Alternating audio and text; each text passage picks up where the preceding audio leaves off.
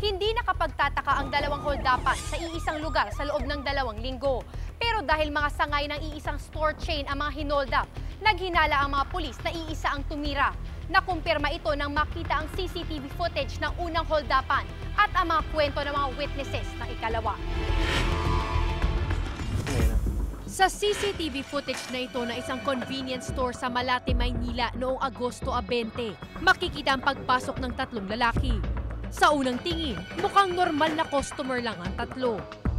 Pero pag alis ng ibang customer, naglabas sila ng baril sabay deklara ng hold up. Ang isang empleyado, tinutukan ng baril ng isa sa mga sospek, habang ang isa pang sospek dumiretso sa kaha.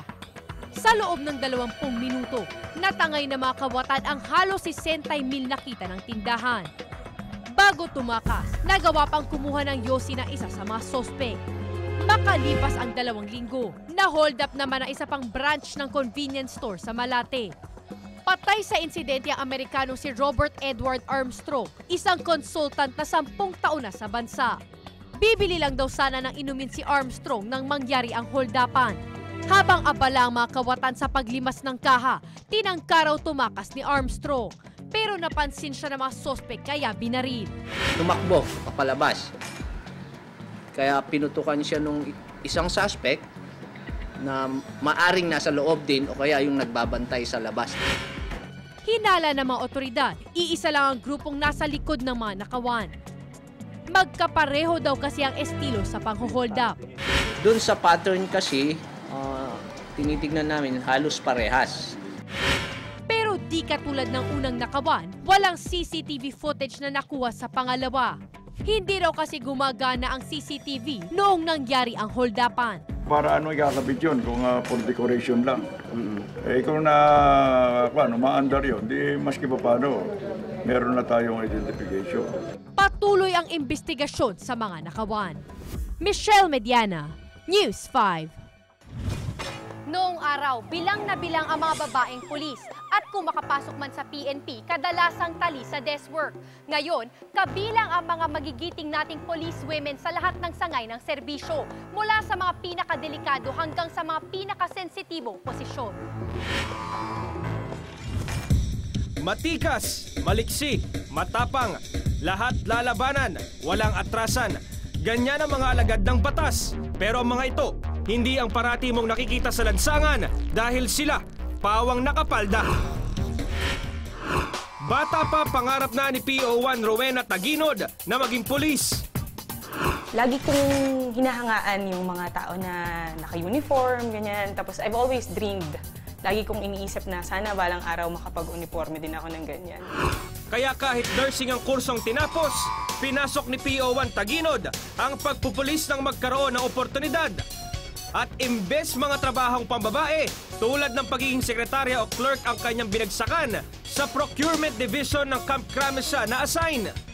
Hindi na kami yung mga babae na nasa background lang. We are holding key positions na rin ngayon. Isa sa pinakasensitibong posisyon ng kanyang hinahawakan, ang pamamahala ng mga armas at sasakyang ginagamit ng buong PNP. We were trained na makisabay din sa kaya ng mga lalaki. Hindi man namin mapantayan, but at least we could be a vital part of their operations. Kasi may mga operations na kailangan talaga kaming mga babae.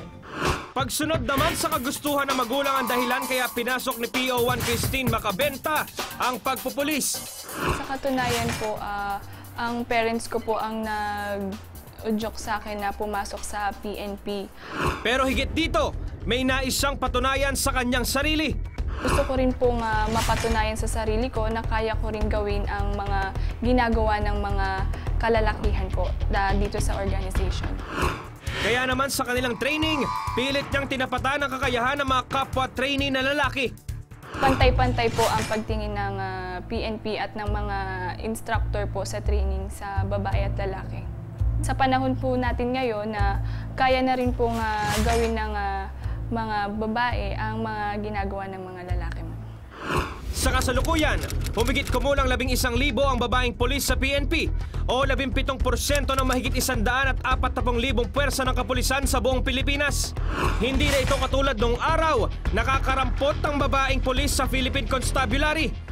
Nitong 2001, mas lalong pinagtibay ang puwersa ng mga babaeng pulis sa pamamagitan ng Republic Act 8551 na naglalagay ng Women's Desk sa lahat ng istasyon ng pulisya sa buong Pilipinas. Pinatatakbo ang mga ito ngayon ng mahigit 2,000 babaeng pulis.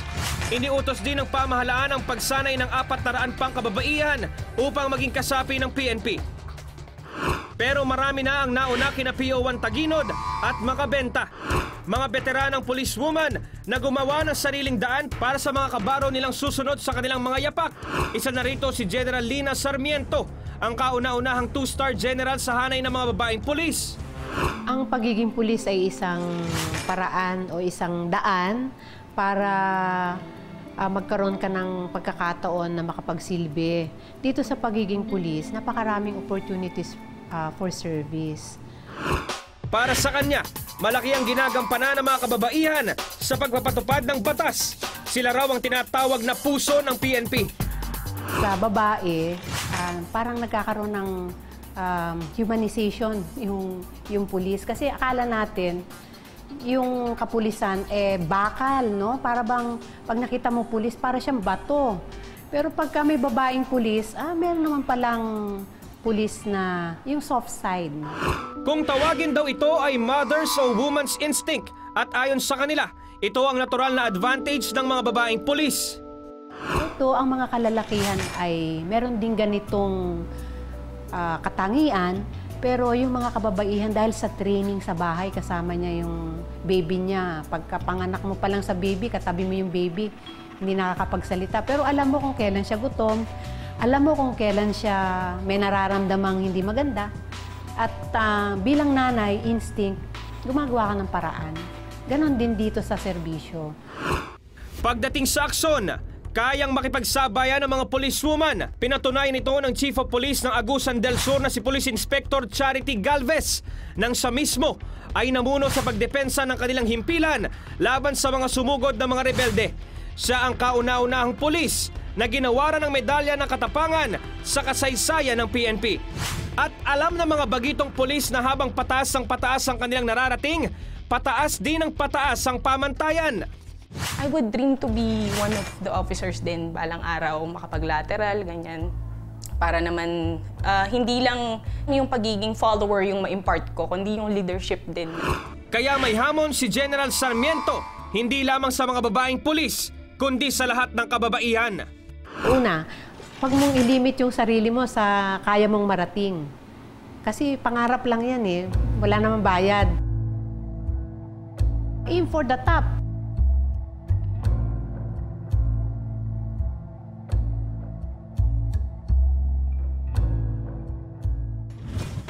Ako po si Michelle Mediana. Ako si Romel Lopez. Maging alerto. Maging maalam. Huwag maging biktima. Kami ang inyong kasangga sa lansangan.